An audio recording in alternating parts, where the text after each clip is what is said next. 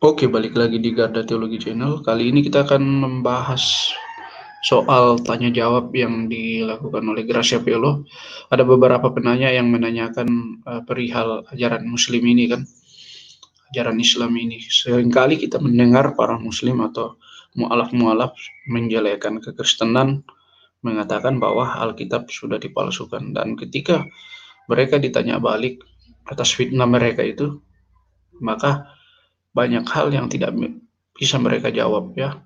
Bahkan fitnah-fitnah soal pemalsuan kitab itu yang selalu dituduhkan kepada umat Kristen tidak dapat mereka buktikan secara literatur, data maupun secara manuskrip-manuskrip yang benar ya.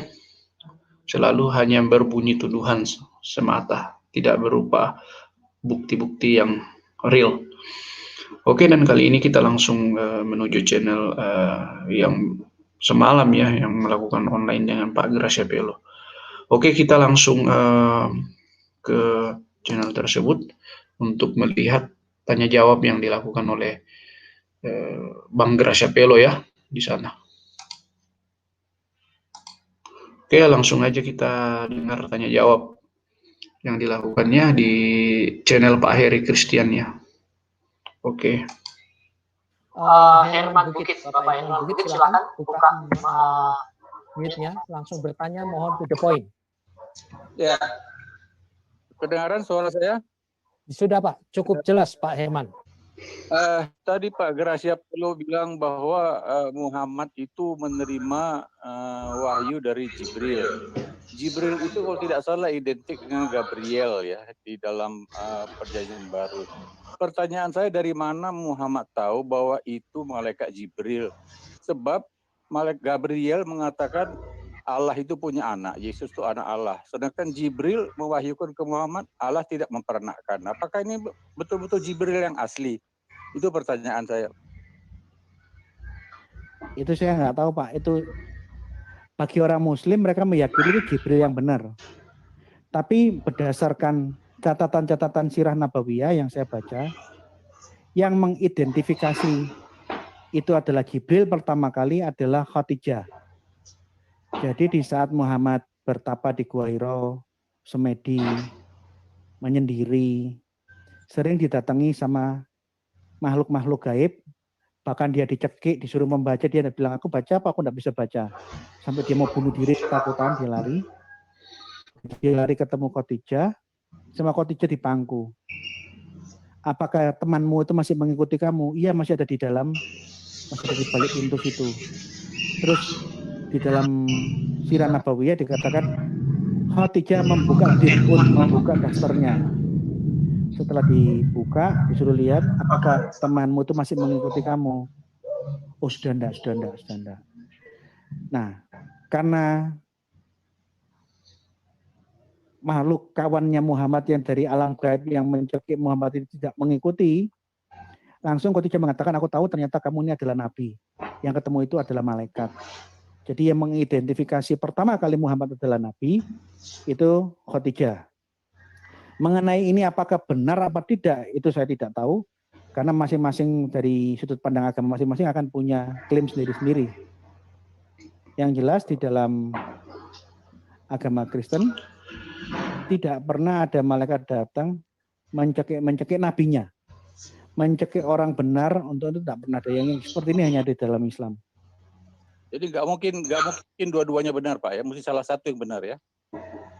Iya, salah satu benar. Tapi kalau kita lihat di dalam diskusi perbandingan agama, kita membiarkan kebenaran itu dinilai oleh masing-masing sudut pandang. Kalau saya menilai dari sudut pandang Kristen, saya menginterferensi kebenaran menurut sudut pandang Islam.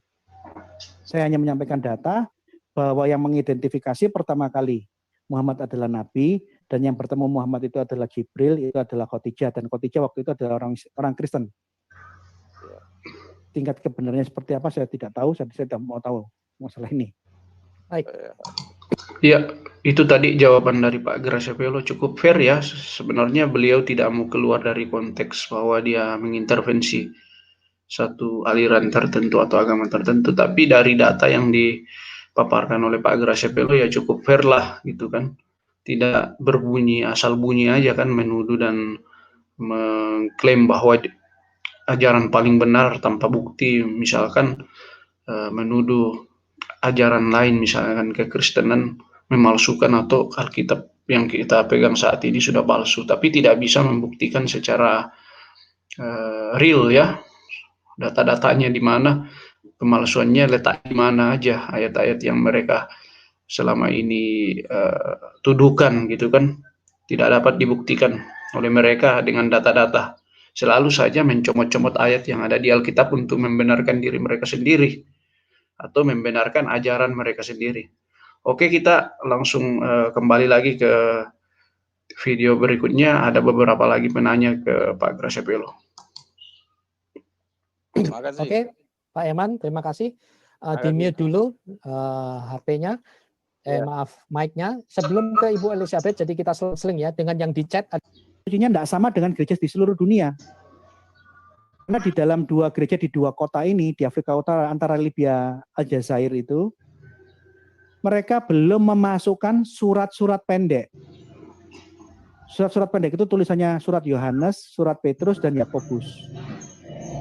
Karena mereka sadar bahwa kitab suci yang dipakai di gereja di dua kota ini tidak sama dengan kitab suci di seluruh gereja di dunia, di Palestina, tidak sama dengan di Mesir, tidak sama dengan di Roma, tidak sama dengan di Iran, di Turki. Dilakukan konsili lokal.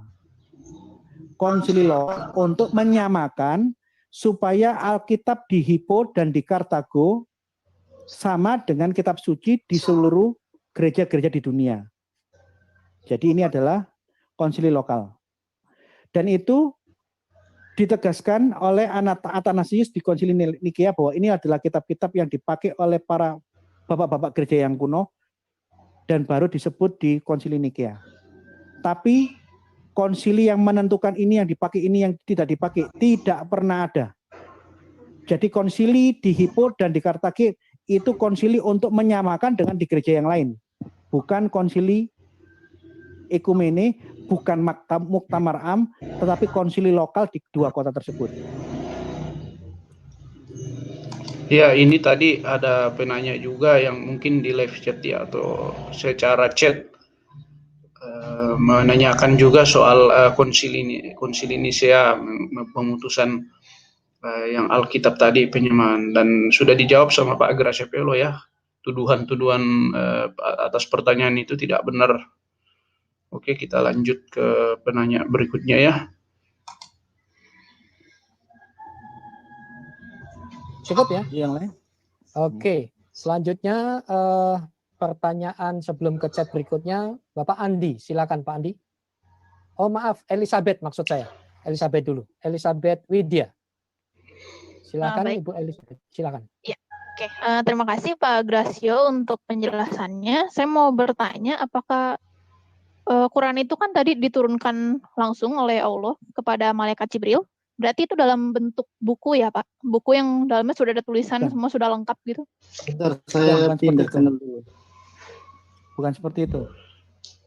Mekanisme turunnya Quran ada dua. Kalau kita baca buku tentang ulum Quran, ada yang dimasukkan Allah ke dalam dada Muhammad. Kalau mekanismenya ini langsung dimasukkan ke dada Muhammad, Muhammad akan pingsan, dia akan kejang-kejang, dia pingsan. Setelah beberapa saat dia siuman, setelah dia siuman baru dia ngomong, aku dapat wahyu begini. Tetapi yang pada umumnya menggunakan cara yang tidak langsung dimasukkan ke dada, yaitu Allah mewahyukan melalui Jibril, itu ayat per ayat, bukan kitab turun dari langit, enggak. Tapi disampaikan oleh Jibril ayat per ayat, disampaikan Muhammad ke kawan-kawannya, dan kawan-kawan Muhammad mencatat itu semua. Jadi dari sini kita tahu bahwa Quran adalah satu-satunya kitab suci yang tidak ditulis oleh nabinya sendiri. Kristen ditulis oleh rasul-rasulnya sendiri, ditulis oleh nabi-nabinya sendiri. Lalu kalau yang hadits itu apa ya Pak? Hadis Quran itu adalah catatan di sekeliling kehidupan Muhammad yang bisa memberi penjelasan mengenai Quran. Contoh Quran cuma dikatakan sholat. Nah sholatnya itu ada berapa banyak dan tata caranya seperti apa? Itu adanya di hadis. Hadis cuma mengatakan puasa. Nah, puasa itu aturannya seperti apa? Kalau ada yang nggak bisa puasa, kenapa? Kalau ada yang sengaja tidak puasa karena mens atau karena apa yang lain, jadi atas kelemahan-kelemahan fisik dia tidak mau puasa, aturan hukumnya apa? Dia harus mengganti segala macam. Itu tidak ada di Quran, adanya di hadis. Jadi di dalam Islam, Quran wajib didampingi oleh hadis. Tidak boleh Quran saja atau hadis saja. Harus Quran dengan penjelasan hadis. Quran tanpa hadis namanya ingkar sunnah. Itu dianggap bid'ah di dalam Islam. Kalau hadis saja tanpa Quran, ini ya malah aneh. Saya belum pernah lihat orang kayak gini. Jadi harus dua-duanya. Satu kali dengan Terima hadis. kasih. Ya, itu tadi sedikit penjelasan dari Pak Graciapello ya tentang pertanyaan dari Bu Elizabeth menanyakan tentang bagaimana wahyu itu turun ke Muhammad, apakah karena seringkali ada anggapan bahwa Quran itu gedebuk dari langit gitu kan. Nah, dijawab sama Pak Graciapello di sini. Jadi ada dua versinya ya.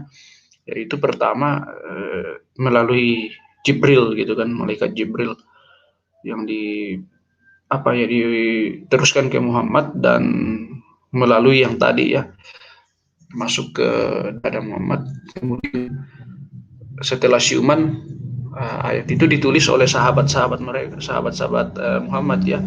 Dan selanjutnya tadi Ibu Elizabeth juga menanyakan soal hadis. Jadi hadis itu merupakan pelengkap atau sebagai untuk penerjemahan Quran. Jadi apa yang tidak diatur di dalam Quran akan adanya di hadis gitu kan. Jadi hadis ini sebagai alat untuk mengetahui Quran itu ya harus merujuk ke hadis-hadis, misalnya diriwayatkan oleh siapa gitu kan. Yang belum diatur di Quran pasti akan ada diatur di hadis gitu kan. Contohnya tadi soal sholat gitu kan, tata cara sholat itu kan tidak ada di dalam Quran, tidak ditulis secara rinci atau dijelaskan secara rinci. Sholat itu bagaimana adanya di hadis kan, bukan di Quran. Nah, dan untuk tadi soal puasa, untuk membalas misalkan dulu puasanya bolong begini, bisa puasa lagi di kemudian hari untuk menutup yang tadi ya, itu adanya juga diatur di hadis. Jadi penjelasannya cukup ya normatif sih kalau menurut saya, karena harusnya lebih diulik kenapa harus diatur di sini, padahal katanya Quran sendiri sudah kitab yang sempurna ya, tidak ada lagi keraguan-keraguan di situ, kenapa mesti ada pembantuan dari hadis misalkan dan kitab-kitab seperti fikih dan kitab kuning, kitab gundul misalnya kan. Jadi berbeda ya dengan Alkitab. Alkitab sendiri sudah seluruhnya itu semuanya sudah komplit di Alkitab, tidak perlu lagi ada kitab-kitab pembanding atau bagaimana ya kawan-kawan. Nah, oke, kita coba lihat lagi penanya berikut ya. Sahih, Pak. Hadis sahih itu apa, Pak? Hadis sahih itu suatu riwayat-riwayat yang menurut kategorinya orang Muslim, riwayat ini disampaikan secara lisan berkesinambungan dan sanadnya ini tidak ada cacat. Jadi orang-orang yang menerima dari yang tertua sampai yang terakhir ini, riwayatnya ini, silsilahnya ini orang-orang yang terpercaya. Kalau ada yang lupa ingatan atau orangnya penipu, itu dikatakan kategorikannya di bawah hadis sahih. Bisa hasan atau bahkan doif. Doif itu palsu. Tapi ada yang menarik loh Pak. Hadis sahih itu banyak yang dianggap palsu. Contohnya hadis-hadis tentang mukjizatnya Muhammad. Kalau dilihat dari kritik sanad itu sahih semua. Tapi begitu dikonfirmasi sama Al-Quran bahwa Muhammad tidak punya mukjizat, sedangkan hadis-hadis mengatakan Muhammad banyak mukjizatnya, semua hadis-hadis yang mengatakan Muhammad melakukan mukjizat itu dikategorikan dhaif. Ini yang seringkali menjadi problem kajian hadis di dalam umat muslim ya. Nah, ini juga menarik ya, tadi dijelaskan mengenai hadis sahih dan doif ya. Sahih itu berarti yang sudah dikonfirmasi otentik gitu kan. Tapi kadang ada juga hadis sahih yang dikatakan daif gitu atau doif kan, ketika dia bertentangan dengan Quran sendiri. Misalnya contohnya tadi tentang mujizat Muhammad. Mujizat Muhammad itu dikatakan di dalam Quran tidak memiliki mujizat ya. Tapi ketika di hadis ada dikatakan Muhammad memiliki mujizat. Nah, dari kritik sanad tadi sendiri kan dikatakan sahih. Tapi ketika diperbandingkan dengan Quran maka dia statusnya menjadi doif ya. Nah, jadi itu juga menjadi satu kerancuan tersendiri ya. Kalau ada anggapan bahwa kalau misalkan mau memakai sahih bisa sahih, doif gitu kan, tergantung kondisi aja mereka kan. Tapi ya kita tahulah bagaimana mereka dalam berpola berpikir ya, caranya mereka menilai suatu hadis itu bagaimana. Karena hadis itu contohnya di sunnah.com hadis sudah jelas di situ kan, diukur kesahihannya, ada grade-nya di situ ya bahwa sahih.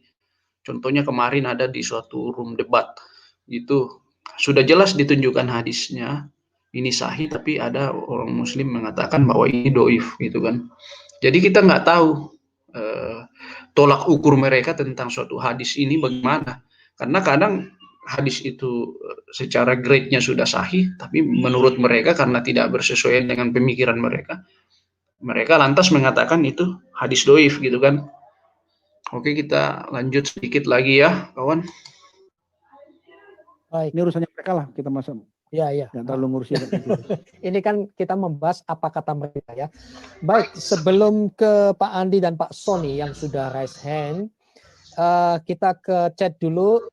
Reinhardt, apa bisa dijelaskan data atau penjelasan ilmiah dari sisi Muslim atau Islam terkait fakta atau topik seperti yang Pak GP jelaskan? Ulangi Pak. Apa bisa dijelaskan data atau penjelasan yang ilmiah dari sisi Muslim atau Islam terkait fakta atau topik seperti yang Pak GP jelaskan? Bisa. Di dalam Islam itu ada dua kelompok. Ada kelompok yang rasional dan kritis, biasanya dituduh liberal. Ada kelompok yang berusaha membenar-benarkan. Contoh-contoh ya, di dalam perbedaan teksnya Quran yang saya tunjukkan di postingan-postingan saya membacakan surah Al-Baqarah 85. Wa malahu bighafilin amma ya'malun. Wa malahu bighafilin amma ta'malun. Yang satu mengatakan ya'malun, yang satu ta'malun. Perhatikan. Apakah bisa mereka kerjakan dengan kalian, kamu kerjakan ini dianggap sama? Tapi saya melihat di dalam chat-chat orang yang menanggapi film-film saya dikasih screenshot. Ustadz mengatakan bahwa apa yang kalian kerjakan dengan apa yang kamu kerjakan itu pada dasarnya sama. Kamu tidak bisa memahami kalian dan mereka ini pada dasarnya sama karena kamu belum belajar bahasa Arab. Dan ini jawabannya kan menggelikan seperti ini. Jadi ada semacam kebohongan yang nggak masuk akal ya. Kalau saya belajar bahasa Arab dalam tingkatannya yang sangat tinggi, saya bisa paham kalau kamu dan mereka sama. Kalau saya hanya belajar bahasa Arab dalam masih pemula begitu, pasti kamu menganggap kamu dan kalian itu, mereka dan kalian itu berbeda.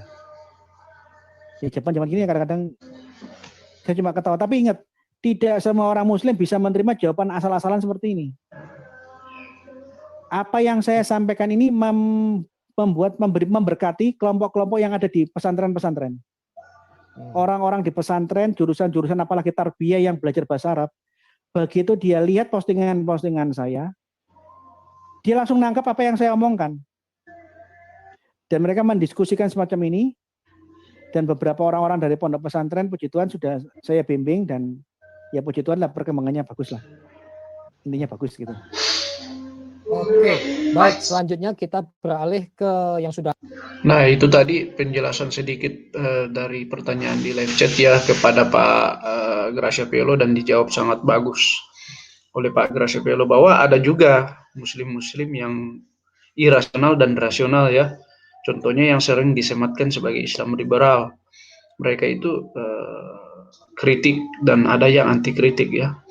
Nah, di situ sendiri kita sudah lihat kalau ada yang menjawab dengan kekonyolan ya kita maklumi, karena ada juga tipikal seperti itu ya, ketika sudah diberikan data-data yang konkret atau data-data yang otentik, mereka masih selalu memutar-mutar lidahnya gitu kan, memutar-mutar pengertiannya bahwa dan istilahnya mengeles dari apa yang sudah kita paparkan, misalnya data-data benar yang sudah kita berikan kepada mereka. Oke, mungkin kita lihat lagi penanya berikutnya ya. Raise hand dulu sebelum Pak Sony. Bapak Andi, silakan Pak Andi. Selamat malam Pak GP, terima kasih Pak kesempatannya. Pak, setahu saya itu dalam Al-Quran itu sebagian isinya juga sama seperti perjanjian lama ya Pak kalau di Alkitab. Nah, apakah PL dalam Al-Quran juga diberikan langsung oleh malaikat Jibril kepada Muhammad atau bagaimana ya Pak GP? Terima kasih Pak. Silakan. Di dalam perjanjian, di dalam Al-Quran itu Nah, ini bagus nih penanya yang ini nih, karena ada beberapa anggapan bahwa ada semacam duplikasi Alkitab yang dimasukkan ke dalam Quran, yaitu di perjanjian lama ya. Nah, di sini kita mau dengar dulu penjelasan dari Pak Gracia Pelo. Seperti apa sebenarnya yang terjadi ya? ada kisah-kisah yang sama dengan Alkitab, tapi banyak yang tidak sama. Jadi tidak semuanya sama persis. Contoh, ada Musa di perjanjian lama, ada Musa di dalam Quran. Tapi masalahnya di dalam Quran Musa ketemu Nabi Khidir. Ini Nabi dari mana? Apakah kisah Musa ketemu Nabi Khidir ada di dalam Taurat? Kan beda. Yesus ada di dalam Alkitab atau Nabi Isa. Tapi masalahnya kisah-kisah yang ada di dalam Al-Quran, apakah sama dengan yang di dalam catatan-catatan sejarah dari para penulis-penulis Injil? Para penulis Injil itu pencatat sejarah, dia orang yang bertemu dan menyaksikan. Dan semua kesaksian yang dia lihat, dia tuliskan. Nah, malah yang saya sudah sampaikan di dalam postingan-postingan saya di channel Inyo Manis, malah banyak kisah-kisah dari kitab-kitab apokrif. Kisah-kisah tulisan bidat-bidat Kristen yang masuk di dalam yang sama, memiliki kesamaan dengan yang ada di dalam Al-Quran. Ini menarik. Contoh di dalam Injil Thomas itu kitab bidat. Yesus buat burung dari tanah liat. Ini sudah ada di dalam tulisan-tulisan bidat abad keempat. Nah, kisah yang sama ini muncul di dalam Al-Quran. Ini menarik ini. Bagaimana hubungannya ini? Silakan tanya sama penulis-penulis Al-Quran, tanyakan kepada ulama-ulama dan jangan tanyakan saya. Saya cuma hanya menampilkan data di dalam postingan-postingan saya. Kitab-kitab apokrif Kristen, kitab-kitab bid'ahnya orang Kristen memiliki kesamaan dengan narasi-narasi dalam Al-Quran. Itu yang saya sampaikan. Baik, oke, kita lanjut saja. Ya, penjelasan yang cukup logis ya. Jadi banyak yang beranggapan bahwa ada duplikasi terhadap Alkitab dan cerita-cerita di Alkitab yang dimasukkan di Quran, dan ternyata tidak semuanya sumbernya dari Alkitab aja, tapi ada percampuran gitu kan, percampuran dari bidat-bidat Kristen sendiri yang cerita-cerita misalkan tentang Yesus tadi ya, membuat burung dari tanah liat dan lain-lain. Jadi ada semacam akulturasi dari bidat Kristen dan di ayat Kristen yang dicomot-comot ya, dan dimasukkan ke dalam Quran dari penelitian Pak Gracia Pero gitu kan, cerita-cerita di dalam Quran sendiri gitu, yang harusnya sebenarnya kalau mau dicek kebenarannya ya harus kembali ke Taurat ya, atau ke perjanjian lama, jangan lagi melihat ke arah situnya kan. Dan dari data-data yang disampaikan Pak Gracia Pelo tadi cukup fair lah kan. Dia tidak mau terlalu masuk ke dalam pembahasan tentang mereka ya. Tapi yang bisa dijelaskan dari apa yang sudah dipelajari oleh Pak Gracia Pelo ya semacam itulah. Oke, kita lihat lagi ya. Apakah ada yang bertanya lagi? Langsung kepada Bapak Sony Melkianus. Setelah ini saya akan menjawab membacakan pertanyaan dari Tirto Iranomeyer, tapi Bapak Sony terlebih dahulu. Silakan Pak. Ya, shalom. Shalom. Shalom. Shalom. Suara Bapak kurang jelas Pak Sony. Mic-nya ya gitu. Ya, shalom Pak Gracia.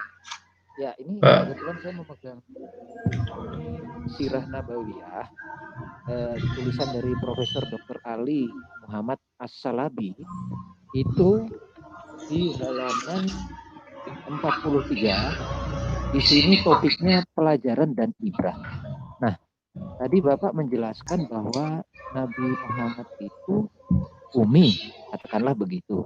Nah, ini di sini dijelaskan bahwa di halaman 43 di buku ini Rasulullah belajar bahasa Arab yang fasih di lingkungan Badui Bani Sa'ad. Pada masa selanjutnya, beliau menjadi makhluk yang paling fasih. Nah, mohon penjelasannya Pak Gracia, apakah benar beliau ini nabi yang umi atau tidak? Begitu mungkin. Terima kasih Pak Gracia. Salam. Nabi yang umi maksudnya nabi buta huruf. Seperti itu Pak Gracia. Iya. Mayoritas umat Islam mengatakan Muhammad buta huruf, sehingga Muhammad ditunjukkan bukan sebagai orang-orang yang mengarang-arang Al-Quran karena dia buta huruf. Tapi apakah dia fasih bahasa Arab? Ya silakan Profesor Salabi menuliskan seperti itu, bisa-bisa saja. Tapi kalau Bapak kepingin beli buku yang lebih bagus, jangan hanya menggunakan bukunya Profesor Salabi, karena itu adalah ulama zaman sekarang. Bapak cari Sirah Nabawiyah yang tertua, Sirah Nabawiyah tulisannya Ibnu Hisam. Karena nanti kalau Bapak baca dari yang tertua dan memiliki dokumen yang termuda, itu menarik. Karena dokumen yang kuno, yang tertua, itu banyak memberikan penjelasan-penjelasan narasinya vulgar. Contoh sumber sejarah tertua, kitab-kitab sirah tertua di dalam Muslim itu ada 3 Pak. Yang saya tahu ya. Tobaqat Al-Kubro, tulisannya Ibnu Sa'ad. Kitab Al-Maghazi, Maghazi itu artinya perang.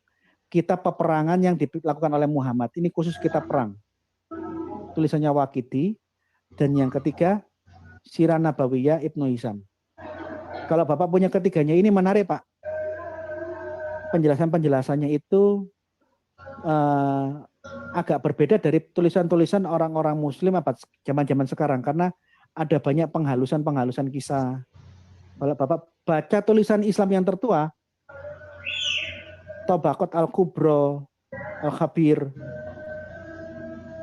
Kitab Al-Maghazi, Sirah Nabawiyah Ibnu Hisam, Bapak bisa mendapatkan informasi-informasi yang wow.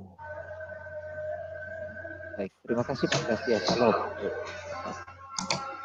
Oke, mungkin itu aja dulu ya kawan-kawan, dari paparan dari Pak Gracia Pielo tadi cukup banyak ilmu yang bisa kita dapat. Dan buat teman-teman yang misalkan penasaran ya menonton juga di channel tadi Pak Hari ya, Pak Hari Christian di sini nih di Iman Kristen Indonesia menjawab ya.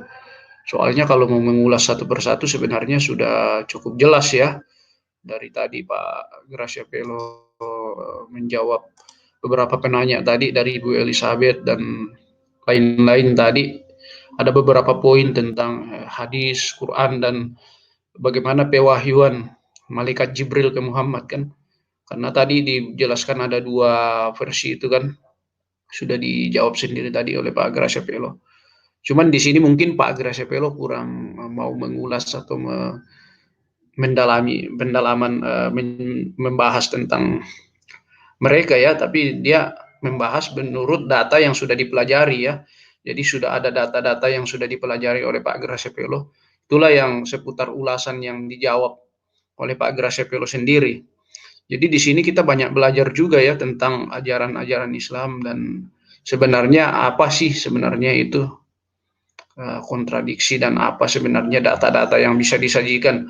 Nah di situ juga tadi sebelum masuk ke sesi tanya jawab, sebenarnya Pak Gracia Pielo banyak menjelaskan tentang manuskrip ya, tapi saya mengambil di sesi tanya jawabnya aja ya, karena banyak kaum Kristen atau umat Kristen yang penasaran juga untuk bertanya kepada Pak Gracia Pielo ya. Oke, mungkin itu aja sedikit paparan dari saya dan ulasan dari saya tentang tanya jawab kemarin ya. Yang sebenarnya mungkin ada juga kawan-kawan yang sudah mengetahui, tapi bagi kawan-kawan yang masih awam gitu mungkin bisa menjadi pelajaran juga ya, yang misalnya belum tahu jawaban yang tadi itu seperti itu. Dan untuk lebih lebih luas memahami itu atau mau mendengarkan kembali ulasan dari awalnya, mungkin bisa mengunjungi channel yang tadi ya, untuk mendengarkan ulasan dari Pak Gracia Pelo. Oke kawan-kawan, mungkin itu aja dari saya. Dan saya ucapkan terima kasih buat kawan-kawan yang sudah menonton. Dan jangan lupa ya subscribe channel Garda Teologi untuk informasi video selanjutnya. Oke, Tuhan Yesus memberkati.